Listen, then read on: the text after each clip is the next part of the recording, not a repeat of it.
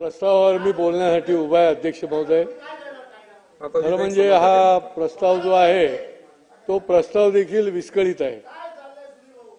म्हणजे एका बाजूला कायदा आणि सुव्यवस्था, शालेय शिक्षण, ग्रामविकास, महापालिका असे सर्व विषय एकत्रित करून हा प्रस्ताव जो आहे तो विरोधी पक्षाने मांडलेला आहे।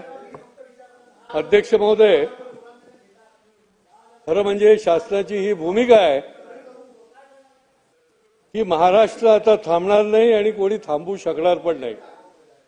अध्यक्ष महोदय, राज्याचे मुख्यमंत्री, दोन्ही उपमुख्यमंत्री हे अत्यंत सक्षम पण आहेत, समर्थ पण आहेत आणि महाराष्ट्र कोणी थांबू शकणार नाही अशा प्रकारची क्षमता या सरकारमध्ये आहे। अध्यक्ष महोदय, अनेक प्रकारचे नरेटिव्ह हे आणले जातात, महाराष्ट्र अशांत करण्याचा प्रयत्न करण्याचा षडयंत्र देखील रचलं जातं, पण त्याला पुरून उडण्याची क्षमता ही या शासनामध्ये आहे आणि त्याच्यामुळे आता महाराष्ट्र थांबणार नाही। अध्यक्ष महोदय, या ठिकाणी विकास कामाच्या बाबतीमध्ये देखील प्रस्तावामध्ये उल्लेख आहे। अध्यक्ष महोदय, मी ठाणे महापालिकेच्या संबंधामध्ये अनेक वेळेला तिथले गैरव्यवहार, अनियमितता ही या ठिकाणी मांडलेली आहे। अध्यक्ष महोदय, या विकास कामामध्ये कशा पद्धतीने अनियमितता आणि गैरव्यवहार आहे हे या ठिकाणी आपल्याला दिसून येते। अध्यक्ष महोदय, 2021 ते 2025 अध्यक्ष महोदय 5044.89 कोटीला प्रशासकीय मान्यता मिळाली आहे। अध्यक्ष महोदय, त्यापैकी 3000 कोटी जे आहेत ते महापालिकेला प्रत्यक्ष त्या ठिकाणी पाठविले गेले। अध्यक्ष महोदय, कामाकरता पाठवलेल्या निधीमधून शिल्लक राहिलेली जी रक्कम असते ती परत पाठवणं बंधनकारक असतं अध्यक्ष महोदय, पण अशा प्रकारे कुठल्याही प्रकारे निधी जो आहे तो परत पाठवलेला नाही।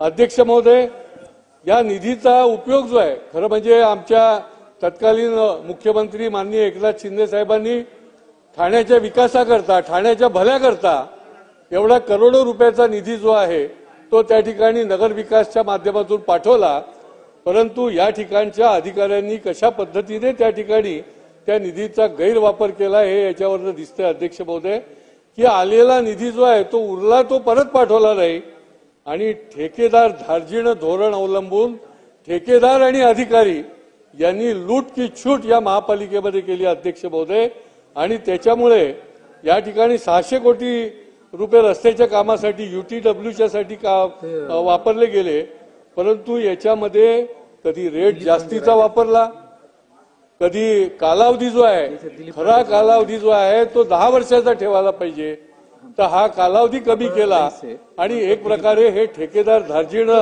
भूमिका जी आहे ती या ठिकाणी अधिकारी आणि ठेकेदारी मिळून केली आणि कोण याच्या पाठीशी आहे हे देखील करायला आपल्याला शोध घ्यायला लागेल। अध्यक्ष महोदय, या निमित्ताने मी मागणी करतो अध्यक्ष महोदय माननीय शासनाकडे, माननीय मुख्यमंत्र्यांकडे की या ठाणे महापालिकेमध्ये नंदलाल समिती नेमलेली होती, परंतु ती इतकी वर्ष चालली की त्याच्यातून काही बाहेर आलं नाही, काही हातात आलं नाही। माझी या निमित्ताने मागणी आहे की माझी न्यायमूर्तींच्या माध्यमातून आपण अशा प्रकारची एक समिती नेमावी आणि जो पैसा आला, कारण की अनेक पैसा जो आला तो त्या कामाकरता पुन्हा पुन्हा वापरलेला दाखवून त्याचे पैसे काढले गेले। माझ्याकडे अशा प्रकारची अनेक उदाहरणं आहेत, ती देखील मी आपल्याकडे आपल्या माध्यमातून पाठवतोय, परंतु हा पैसा जो आहे तो खऱ्या विकास कामाकरता वापरला गेला नाही।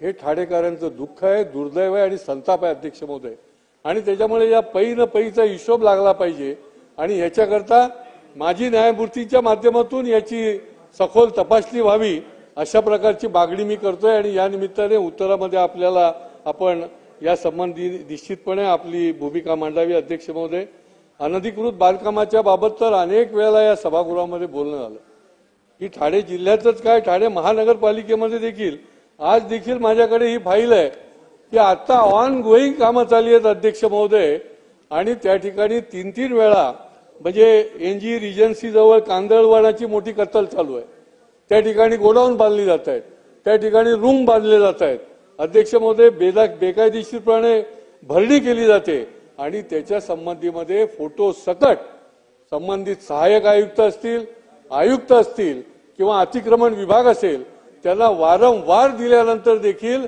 त्याच्यावर कुठल्याही प्रकारची कारवाई होत नाही।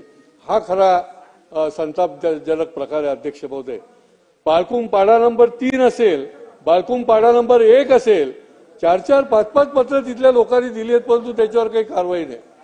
म्हणजे तुम्ही लोक यायची वाट बघताय का? लोक त्या ठिकाणी राहायला आले की कारवाई करता येणार नाही।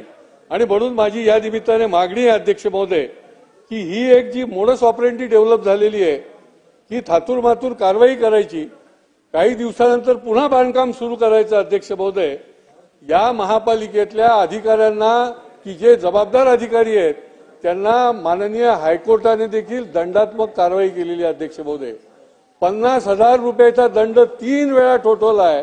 आता कोर्टाला देखील जर अधिकारी दाद देत नसतील, कोर्टाला देखील या महापालिकेचे आयुक्त जे आहेत ते घाबरत नसतील तर याच्यावर काय सांगणार? आणि त्याच्यामुळे शासनाने या बाबतीमध्ये कठोर भूमिका घेतली पाहिजे आणि याच्या संबंधीमध्ये कठोर अशा प्रकारचे निर्देश द्यायला पाहिजे, अशा प्रकारची अध्यक्ष महोदय माझी मागणी आहे। अध्यक्ष महोदय, आज ठाण्याचा पुनर्विकास देखील ज्या जुन्या इमारती आहेत त्याचा पुनर्विकास चाललाय, काही नवीन इमारती बांधल्या जात आहेत, परंतु मला खेदाने आणि संतापाने सांगावं असं वाटतं अध्यक्ष महोदय, विकासक कशा पद्धतीने छळवणूक आणि पिळवणूक करते हे सामान्य लोक आहेत, सामान्य मध्यमवर्गीय आहेत। अहो 10-10 वर्ष पैसे भरल्यानंतर त्यांना ब्लॉक मिळत नाही, 10-10 वर्ष पैसे भरल्यानंतर 90% पैसे भरल्यानंतर देखील त्या ठिकाणी त्यांना त्यांचं स्वप्नातलं घर मिळत नाही, एक वीट उचलली जात नाही। अशी अनेक उदाहरणं अध्यक्ष महोदय मी जबाबदारीने सांगतोय, कारण की माझ्याकडे जवळजवळ 1,500 लोकांचं दुखणं आणि त्यांचं प्रश्न जे आहेत ते माझ्याकडेच आहेत। अध्यक्ष महोदय, त्या ठिकाणी यांनी काय करायचं हा प्रश्न त्यांना निर्माण झालेला आहे। विकासक बांधत नाही आणि कुठल्याही प्रकारची त्याच्यावर कारवाई होत नाही अध्यक्ष महोदय। मग ते जोशी असोसिएट असेल, टीडीटी टॉवर असेल, मेरीगोल्ड असेल किंवा वर्तक नगर मधल्या म्हाडाने दिलेल्या नंतर 48, 49, 50च्या इमारती असतील, यांनी करायचं का अध्यक्ष महोदय? ज्यांची मुलं जी आहेत ती 2 वर्षाची होती ती आता कॉलेजमध्ये जायला लागली, परंतु इमारतीचा पत्ता नाही। अध्यक्ष महोदय, काय दुःख असेल। घराचं स्वप्न माणसं बघत असतात, ज्याच्या वडिलांना त्यांनी स्वप्न दाखवलं होतं की या ब्लॉकमध्ये आपल्याला राहायला जायचंय, त्याचे वडील श्रीचे काही झाले, परंतु ब्लॉक त्या ठिकाणी उभा राहिला नाही अध्यक्ष महोदय। आणि त्याच्यामुळे याच्या संबंधामध्ये बरं रेराकडे विकासक गेला तर त्या रेरा त्या विकासकालाच मुदतवाढ देते। जो कष्टकरी आहे, जो मध्यमवर्गीय आहे, जो त्याचे हप्ते भरतो, त्याचा इंटरेस्ट भरतो, त्याच्यावर कुठली काही तुम्ही सुविधा देता का? आणि म्हणून या संबंधामध्ये अध्यक्ष महोदय माझी मागणी आहे की यांना एकतर यांच्या मुसक्या बांधा। आता हे जे विकासक आहेत, ह्या विकासक जे आहेत ते निर्ढावलेले आहेत आणि त्या ठिकाणच्या रहिवाशांना हतबल झालेले आहेत अशी परिस्थिती आहे। म्हणजे अजून किती बळी घेणारे विकासक या रहिवाशांची अशी परिस्थिती अध्यक्ष महोदय निर्माण झालेली आहे। आणि त्याच्यामुळे ईओडब्ल्यूच्या माध्यमातून यांच्या विकास तिथल्या रहिवाशांची मागणी आहे की यांच्या मुसक्या बांधा, नाहीतरी आम्ही आता मेलोच आहोत, पण यांना कशाला सोडता? हे दुसरीकडे कामं चालू ठेवतात आणि या ठिकाणी यांची छळवणूक करतात, पिळवणूक करतात, सामान्य लोकांची जीवाशी खेळ करतात अध्यक्ष महोदय। आणि त्याच्यामुळे शासनाने याच्या संबंधामध्ये एक एसओपी निर्माण करायला पाहिजे की ज्या विकासकाने ठराविक काळामध्ये बांधकाम केलं नाही तर त्याने ताबडतोब त्या ठिकाणी एनओसी त्याने द्यायला पाहिजे आणि त्या रहिवाशांना जी आहे ती मोकळीक द्यायला पाहिजे त्यांचं घर बांधणीसाठी, किंवा त्या ठिकाणी पुनर्विकासाच्या करता त्या रहिवाशांना त्यांनी परवानगी दिली पाहिजे। या ठाण्यामध्ये अध्यक्ष महोदय 1500 लोक व्हेंटिलेटरवर आहेत अध्यक्ष महोदय, आणि यांचा निवाडा कोण करणार अध्यक्ष महोदय? आणि त्याच्यामुळे माझी मागणी आहे की या निमित्ताने या विकासकांना ज्या पद्धतीने म्हणजे कोण कोण त्यांना पाठीशी घातलंय मला कळत नाहीये की हे विकासक अशा पद्धतीने कशा पद्धतीने निर्धावलेले आहेत। आणि त्याच्यामुळे यांच्यावर योग्य पद्धतीने यांच्या मुसक्या आवळल्या पाहिजेत आणि योग्य वेळेला ठराविक मुदतीत त्यांना काम झालं पाहिजे अध्यक्ष महोदय। अशा प्रकारची माझी मागणी अध्यक्ष महोदय। माझे शेवटचे 2च मुद्दे आहेत अध्यक्ष महोदय की शालेय शिक्षणाच्या संबंधामध्ये देखील या प्रस्तावामध्ये आहे। शासन निरनिराळ्या पद्धतीने चांगल्या पद्धतीने निर्णय घेते। शासन निरनिराळ्या भागामध्ये देखील विविध प्रकारच्या आत्ताच माननीय शिक्षण मंत्र्यांनी देखील शैक्षणिक धोरणाच्या संबंधी सांगितले, पण जिल्हा परिषद शाळेच्या संबंधी देखील अध्यक्ष महोदय 2014 पासून कनिष्ठ विस्तार अधिकाऱ्याची जी हे ग्रामविकासचा विषय आहे, कनिष्ठ विस्तार अधिकाऱ्याची मागणी होते अध्यक्ष महोदय। ही पदं रिक्त आहे, 10 वर्ष झाली, ती भरायला पाहिजेत अध्यक्ष महोदय आणि ती भरली जावीत अशा प्रकारची मागणी आहे।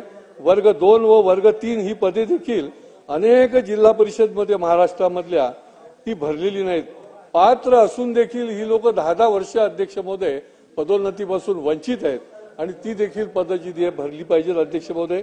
केंद्र प्रमुखाची पदोन्नतीच्या संबंधामधला कृती आराखडा करून त्याच्या संबंधी देखील धोरण राबवायला पाहिजे अध्यक्ष महोदय।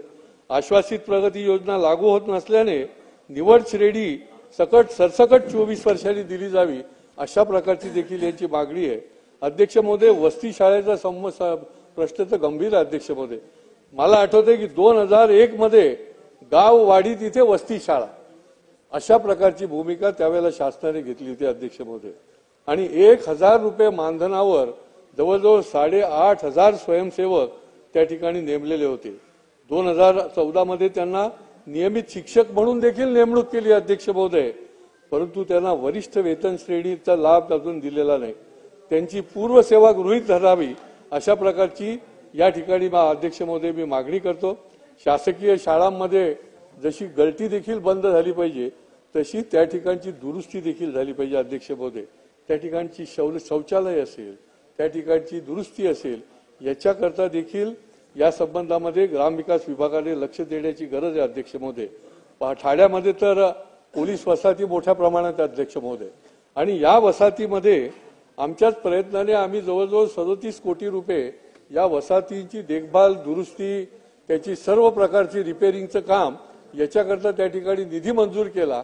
काम सुरू झालं अध्यक्ष महोदय। शेवटी हे कुटुंब हे पोलीस कुटुंब आहे, पोलीस बाहेर काम करतात, 20-20 तास काम करतात, कायदा सुव्यवस्था बघतात, यांचे कुटुंबीय देखील सुखासमाधानाने राहायला पाहिजेत आणि त्याच्यामुळे या वसाहतीची सुधारणा झाला पाहिजे अशा भूमिकेतून, परंतु त्या ठिकाणी काम सुरू झालं, आता बंद व्हायची पाळी आली अध्यक्ष महोदय। या निमित्ताने माझी शासनाकडे मागणी आहे की हा निधी जर तुम्ही त्या ठिकाणी ठेकेदाराला दिला नाही तर ते काम पुढे नेणार कसं आणि त्याच्यामुळे त्या संबंधामध्ये देखील आपण या प्रस्तावाच्या उत्तरामध्ये आपण या संबंधामध्ये ठोस प्रकारची भूमिका घ्यावी अशा प्रकारची माझी मागणी आहे। धन्यवाद।